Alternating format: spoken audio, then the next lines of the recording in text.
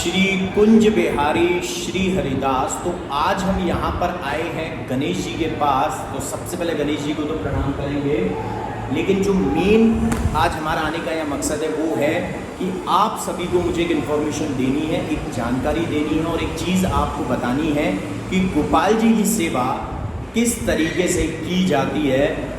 क्योंकि बहुत सारे लोगों का ये प्रश्न है हमारे से कि गोपाल जी की सेवा हमें प्लीज़ बताइए। तो घर में लड्डू गोपाल जी की आप लोगों को कैसे सेवा करनी है, कैसे आप उनकी कृपा पा सकते हैं, ये जानकारी मैं आपको ज़रूर दूंगा। और इसीलिए आज ये वीडियो बना रहे हैं, तो इसको लास्ट तक ज़रूर देखिएगा, क्योंकि इस वीडियो के माध्यम से आप यकीन मानिए ठाकुर जी की कृपा आप पर ज़रूर होगी। क्योंकि लड्डू गोपाल जी को कैसे आप खुश कर सकते हो, कैसे उनके साथ लाड़ लड़ा सकते हो, ये इस पूरे वीडियो में आपको जानने को मिलेगा, जिसमें पूरा प्रोसीजर हम बताएंगे कि सुबह से लेकर रात तक कैसे गोपाल जी की सेवा की जाती है। लेकिन इसके साथ साथ पहले मंदिर का, बाकी बारी मंदिर का एक नज़ारा दिखा देता हूँ जो सबसे ज़रूरी है, वो देखते हैं। तो यहाँ से आप देख सकते हैं कि नया फूल बंगला बनने के लिए ये पुराना फूल बंगला हटाया जा रहा है और यहाँ से मेरे बांके बिहारी की चौखट भी नज़र आ रही है।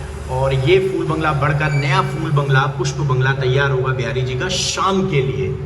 तो अब आगे बात करते हैं और यहाँ से दर्शन करेंगे। ओम गण गणपते नमो नमः, श्री सिद्धि विनायक नमो नमः, अष्ट विनायक नमो नमः, गणपति बप्पा मोरिया।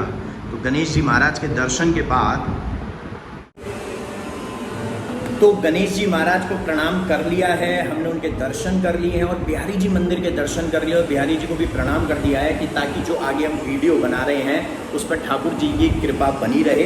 तो अब बात करते हैं कि गणेश जी के प्रणाम के बाद, बिहारी जी के प्रणाम के बाद, उनके आशीर्वाद के साथ अब जानकारी ये देनी है कि कैसे आप अपने घर में लड्डू गोपाल जी की सेवा कर सकते हैं। वो बहुत ज़रूरी है क्योंकि उनकी कृपा आपको ज़रूर मिलेगी। मैंने देखा है अमूमन लोग यहाँ पर छोड़ जाते हैं या विसर्जन कर देते हैं, वो चीज़ें नहीं करनी। और इसी मकसद से ये वीडियो बनाई जा रही है कि आप लोगों को ये पता होना चाहिए कि लड्डू गोपाल जी की सेवा कितनी ज़रूरी है आपके जीवन में, वो बहुत ज़रूरी है। इसीलिए ये वीडियो को ज़रूर देखिएगा।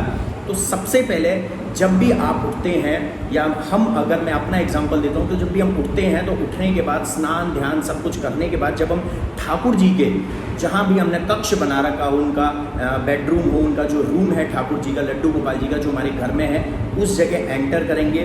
और एंटर करने के बाद उनको प्रणाम करेंगे और प्रणाम करते हुए हम क्या बोलेंगे, श्री कुंज बिहारी श्री हरिदास। सबसे पहले हमारे मुख से यही चीज़ निकलनी चाहिए रूम में एंटर करने के बाद। उसके बाद जो भी हमने उनको चादर उड़ा रखी है, अगर सर्दी है तो रजाई या फिर ब्लैंकेट अगर हम उड़ाते हैं, क्विल्ट उड़ाते हैं, तो जो ब्लैंकेट होना चाहिए वो बहुत सॉफ्ट होना चाहिए। और अगर एक चादर उड़ाते हैं गर्मियों में तो उसको हटाने के बाद उनको सबसे पहले बिठाना है। और बिठाने से पहले एक चीज़ करनी है, वो बिठाने से पहले आपको एक फ्रेश जल से, यानी जो ताज़ी पानी है जिससे आप उनको आचमन कराने वाले हैं, तो उठाने से पहले लड्डू गोपाल जी को जब वो लेटे हुए हैं तो एक बार आचमन करवाना है। बिल्कुल ध्यान रखिएगा, उनका आचमन करवाना है। उस आचमन के जल को आप साइड में रख लीजिए और उसके बाद उनको उठाइए, उनको विराजमान करवाइए। उसके बाद आपको उनसे पूछना है कि भाई कौन सी पोशाक आज आप पहनना चाहेंगे, या फिर वो अपने आप ही स्वतः ही आपके दिल और दिमाग में एक चीज़ डाल देंगे कि मुझे आज ये कलर पहनना है या ये कुछ पसंद है। तो उसके अकॉर्डिंग आप उनके लिए पोशाक, श्रृंगार सब कुछ निकाल लीजिए, जो भी आपको श्रृंगार करना है। बहुत लाइट श्रृंगार भी कर सकते हैं, सिर्फ एक मुकुट, एक माला और कान के कुंडल पहना सकते हैं। ये आजकल तो मुकुट भी ऐसे आते हैं जिसमें कान के कुंडल आपको मिल जाते हैं, तो एक माला पहना सकते हैं। उनको जरी का श्रृंगार जिसको हम बोलते हैं वो पहना सकते हो, पोशाक धारण करा सकते हैं। तो सबसे पहले आपको उनको स्नान कराना है। एक तांबे का आप क्रिस्टल ले सकते हैं, छोटा, जितना लड्डू गोपाल जी का आपका साइज है उससे थोड़ा बड़ा होना चाहिए, उसके अकॉर्डिंग लेना चाहिए। उनको प्रॉपर तरीके से विराजमान करवाइए। कुछ पुष्प अगर आपके पास हैं तो वो पुष्प डाल लीजिए उसमें। और उसके बाद जो आपने उनके लिए फ्रेश जल रखा है, फ्रेश वाटर रखा है, जिसको ताज़ी पानी हम बोलते हैं, और जो उनके आचमन के बाद अलग से, वो आचमन वाला नहीं, वो अलग रखना है। और अगर सबसे बेस्ट आपके पास अगर यमुना जल है या गंगा जल है तो आप उससे भी स्नान करवा सकते हैं। उनको उससे स्नान करवाइए और स्नान करवाने के बाद उस जल को उस तृष्णा में ही रहने दीजिए। फिर लड्डू गोपाल जी को आपको लंगोट धारण करवानी है। जी हाँ, उनको लंगोटी धारण करवानी है और उसके बाद आपको उनको पोशाक धारण करवानी है, पोशाक पहनानी है, श्रृंगार करना है और उसके बाद वहाँ पर विराजमान करवाना है। और जो भी विराजमान करवाने के बाद जो भी आपने उनके लिए कुछ बनाया है, अगर बाई चांस आपने नहीं बनाया है, बहुत सारी मैं चीज़ें इसमें दोनों चीज़ें मैं रख कर चलूँगा कि आपने बनाया है और नहीं भी बनाया। अगर आपने बनाया है दैट्स वेल एंड गुड, आप वो प्रसाद भोग लगाइए। और जब भी आप लड्डू गोपाल जी को भोग लगाते हैं तो उसमें तुलसी ज़रूर डालनी है, तुलसी डालिए, उसके बाद भोग के लिए रखिए। लेकिन यहाँ पर थोड़ी सी चीज़ मैंने बताया था कि डिफरेंट क्या है, तो बिहारी जी मंदिर में तुलसी बाद में आती है क्योंकि बिहारी जी के हृदय में निवास करती हैं, बिहारी जी के हृदय में है श्री जी हमारी यानी राधा रानी। तो पहले उस प्रसाद पर राधा रानी का हक होता है, उसके बाद राधा रानी और बिहारी जी जब प्रसाद पाते हैं तो तुलसी जी की जो जगह है वो बिहारी जी के श्री चरणों में है, तो तुलसी जी उसके बाद डाली जाती है। ये चीज़ ध्यान रखिए। लेकिन घर में आप जब भी लड्डू गोपाल जी को भोग लगाएंगे तो उसमें तुलसी पहले डालिए और उसके बाद फिर आप उनको भोग लगाइए नेत्रों को बंद करके। और इस दौरान आप भोग लगाने से पहले या भोग लगाने के बाद आपका जो पाठ है, जो पूजा है, वो जो भी आपको करना है वो बिल्कुल कीजिए। और एक चीज़ ज़रूर कीजिए लास्ट में, श्री कुंज बिहारी श्री हरिदास, ये महामंत्र है, मैं फिर से रिपीट कर रहा हूँ, श्री कुंज बिहारी श्री हरिदास। इस महामंत्र का आपको जाप करना है, 2 माला या 4 माला फिंगर पे काउंटिंग करके, या काउंटर है आपके पास, या फिर तुलसी की माला, बीट बैग्स हैं, या फिर जो भी है, जिस भी तरीके से आप करना चाहें ज़रूर कीजिए। और जब भी आप बैठते हैं, जब भी आप जिस जगह विराजमान होते हैं माला झोली लेकर जाप करने के लिए, तो वहाँ पर एक आसन जरूर बिठाइए ठाकुर जी के सामने। और उस आसन पर जब आपकी सेवा कंप्लीट हो जाती है तो उस आसन के नीचे 3 बार जल छोड़ना है और जल छोड़ने के बाद ही आपको उठना है और फिर उस आसन को उठाकर रखना है। तो ये तो हुआ आपकी पूजा से रिलेटेड। तो ठाकुर जी को जब आप भोग लगाएंगे तो बड़े चाव से, बड़े प्यार से भोग लगाइए। और अगर आपने कुछ नहीं बनाया तो उनके लिए आप ड्राई फ्रूट्स या मखाने वगैरह जो भी आपके पास चीज़ अवेलेबल है वो रख दीजिए। वो आप 2-4 दिन भी रख सकते हैं, कोई दिक्कत नहीं है। वो साइड में ज़रूर रखिए, उनके पास हमेशा रहनी चाहिए ताकि उनको जब भी भूख लगे वो उसको पा सके। और उसके साथ साथ उनके पास तांबे के या चांदी के में, सिल्वर में जल रखिए घंटी में, और उसको ढक कर रखिए। दोनों चीज़ों को, जो पाने के लिए है और जो जल है, उसको ढक कर रखिए ताकि उनको जब भी भूख लगे वो पा सकें और जब भी उनको प्यास लगे तो वो जल पा सकें। और जब भोग लगाते हैं आप तो उसके बाद एक बार आचमन करा दीजिए। और जो पहले वाला आचमन का जल है और ये है, इसको आप ग्रहण कर सकते हैं। और जो उनका चरणामृत है उसको भी सबको ग्रहण करने के लिए दीजिए। सुबह सुबह ये चीज़ ज़रूर कीजिए, यानी आपकी शुरुआत ठाकुर जी के चरणामृत के साथ हो। अगर इन केस आप लोग सुबह ये चीज़ नहीं कर पाते हैं तो आप दोपहर में, शाम को, कभी भी पूरे दिन में उनका चरणामृत और उनके आचमन का जल पा सकते हैं। अगर इन केस फिर भी आपके पास बचता है तो आप उसको तुलसी जी का जो पौधा आपने लगाया हो तो उस तुलसी जी के पौधे में भी उस आचमन के जल को डाल सकते हैं। पेड़ पौधे जो आपके पास वहाँ हैं, आपने जो लगाया हो, जो कि गमले में हो, पॉट में, तो वो उसमें आप वो जल को डाल सकते हैं, प्रवाह कर सकते हैं। इसके बाद जब भी आप दोपहर में जो भी चीज़ें बनाते हैं ठाकुर जी को भोग लगाने के लिए, वो सबसे पहले उनको भोग लगाइए, वही तुलसी जी डालकर फिर आपको आचमन कराना है। या फिर अगर आप आचमन नहीं करा पाते काफ़ी लोग, तो उस जल को वहाँ रखिए, ठाकुर जी स्वयं से पाएंगे। ये भाव आपको रखना है, क्योंकि जो भी त्रुटि हमसे होती है, जो भी कमियां रहती हैं, हमको यही कहना है लड्डू गोपाल जी से कि उसके लिए क्षमा करिए। क्योंकि लड्डू गोपाल जी का बाल रूप सेवा है बिहारी जी की, ठाकुर जी की, तो वो जल्दी माफ़ कर देते हैं। टेंशन की ऐसी कोई बात है नहीं ज़्यादा। और किसी भी चीज़ को, ये पूरा जो मैं बता रहा हूँ ना, इसको इन्जॉय करके करना है। जो भी सेवा ठाकुर जी की करते ना, उसको सच में इन्जॉय कीजिए, तो आपको पॉजिटिविटी भी मिलेगी, प्लस डेडिकेशन के साथ कीजिए, 100% डेडिकेशन कीजिए। बर्डन मत बनने दीजिए। अगर आपको बर्डन लगेगा ना दिमाग पर, तो आप एक तरीके से बोझ में महसूस करेंगे और आपको लगेगा कि हाय मेरे से ये चीज़ें गलत हो रही हैं, ये गलत हो रहा है। नहीं, बर्डन मत समझिए बिल्कुल भी इसको, क्योंकि घर के एक सदस्य के रूप में, ठाकुर जी के रूप में, जिस भी रूप में आप मानते हैं, उस रूप में उनकी सेवा निस्वार्थ भाव से कीजिए।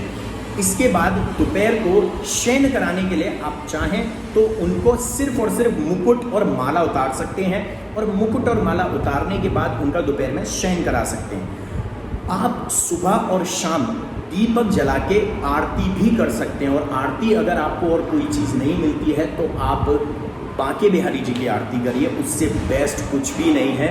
मोर मुकुट कटकाचनी कर मुरली और माल, यह बानिक मेरे मन बसो सदा बिहारी लाल। पाग बन्यो पटका बन्यो बन्यो लाल को भेस, और जय जय जय श्री कुंज बिहारी लाल की तोहरी आरती। तो यहाँ से ये शुरू होती है, फिर श्री आरती की जय श्री नवनागर की। तो ये पूरी आरती आप लोगों को अब तो सब लोगों को काफ़ी याद हो चुकी है, हमने बुक्स में भी दी हुई है। तो वो आरती करिए और उसके बाद आप जो भी पाठ पूजा करते हैं वो सब करिए। ऐसे ही आप शाम को भी ठाकुर जी की आरती कर सकते हैं। और जब शाम को उनको उठाते हैं तो फिर से वही एक बार आचमन ज़रूर कराइए। आचमन सुबह जब आप उठाते हैं और जब शाम को जब उनको उठाते हैं दोपहर में शयन के बाद, तो आचमन कंपलसरी है, बहुत ज़रूरी है। ये चीज़ ध्यान रखिएगा, क्योंकि ठाकुर जी को जल पिलाना सबसे ज़रूरी है। और ये आपने ये तो सुना ही होगा कि जल सेवा जो होती है वो डायरेक्टली ईश्वर सेवा है, यानी किसी को जल पिलाना वो बहुत बड़ी सेवा है।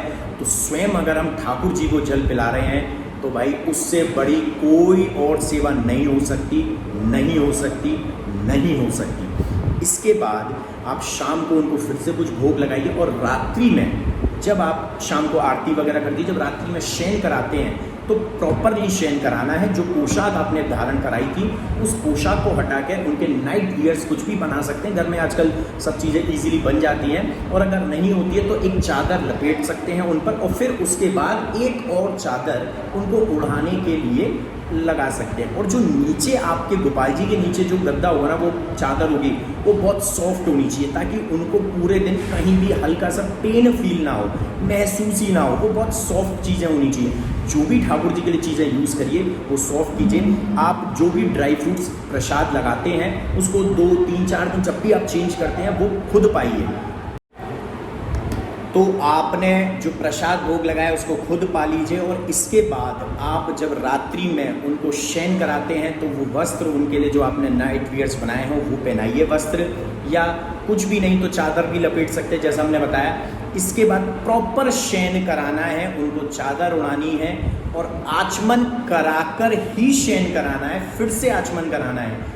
यानी कि आपको शयन कराने से पहले भी उनको आचमन कराना है, जल पवाना है, जल पिलाना है, और उसके बाद आराम से आप उनको शयन कराइए ठाकुर जी को। और शाम के वक्त आप चाहें तो फिर से जाप कर सकते हैं। और जब आप ठाकुर जी को शयन करा रहे हैं ना, तो शयन कराने के बाद और आचमन कराने से पहले आपको उनके संग लाड़ लड़ाना है। और वो लाड़ कैसे लड़ाएंगे?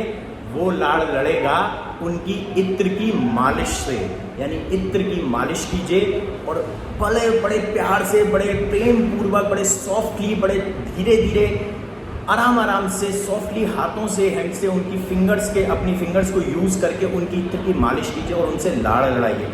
वो वक्त आपका होता है जब आप उनसे जो मांगेंगे वो आपको वो कृपा करेंगे, लेकिन निस्वार्थ भाव से भी कीजिए। और उनको इतना आराम देना है आपको इत्र की मालिश के वक्त। ये आपको रात्रि में शयन कराने के बाद और आचमन कराने से पहले करना है।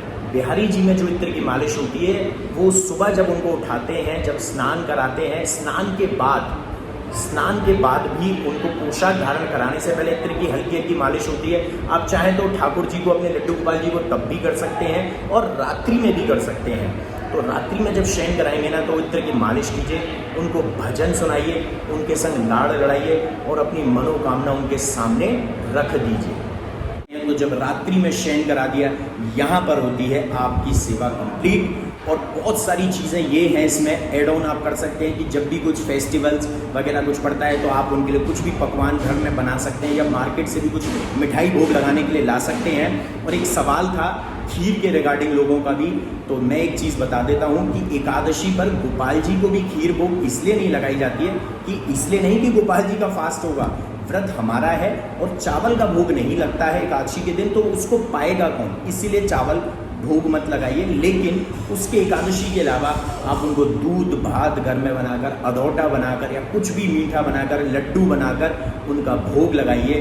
और यकीन मानिए ये बहुत सिंपल तरीका मैंने आपको बताया। उनके लिए 4-5 पोशाकें ले लीजिए जो आप टाइम टू टाइम चेंज कर सकें, 4-5 तरह के श्रृंगार ले लीजिए, ज़्यादा कुछ नहीं हो सकता अगर आपसे, तो इतनी सिंपल सेवा कीजिए। और इन केस जिन लोगों से जब लोग चले जाते हैं घर से तो वहाँ ठाकुर जी को विराजमान करा कर जाइए और उनके पास ड्राई फ्रूट्स और जल वगैरह रख कर जाइए तो ठाकुर जी खुद खाएंगे। किसी भी चीज़ को बर्डन मत बनने दीजिए अपने दिमाग पर, वरना आप सेवा का आनंद नहीं उठा पाएंगे। आपको सेवा का आनंद उठाना है, उसको एंजॉय करना, और जितना आप आनंद उठाएंगे ना उतनी कृपा आपके ऊपर 100% बरसेगी। तो ये थी एक तरीका, मैंने बहुत सिंपल तरीका बताया आपको कि कुछ भी नहीं करना। बाकी अलावा तो आप बहुत सारी चीज़ें ऐड ऑन कर सकते हैं, चीज़ें डाल सकते हैं। भाई सेवा तो जैसे चाहे वैसे कर सकते हो। बहुत सारी और नई नई डिशेज़ का भोग लगाइए उनको, लेकिन भोग लगाने के लिए तुलसी ज़रूर डालिएगा, आचमन ज़रूर कराना। ये आचमन की जो सेवा है ना, ये मैं इसलिए बताया क्योंकि इससे यकीन मानिए 11 दिन में आपके साथ बहुत अच्छा होगा, लेकिन आपको अनुभूति होगी। लेकिन 45 डेज में आपके संग लिख के ले लो, चमत्कार ज़रूर होगा। स्वतः ही दर्शन देने लग जाएंगे, और ऐसे भी दर्शन देंगे आपके पास वो पोशाक का कलर नहीं होगा, आपको स्वतः दर्शन देंगे कि मुझे इस कलर की पोशाक पहनी है। यही तो एंजॉय करना है और श्री कुंज बिहारी श्री हरदास का जाप करना है। तो जय बिहारी जी की श्री हरदास, श्री कुंज बिहारी श्री हरदास।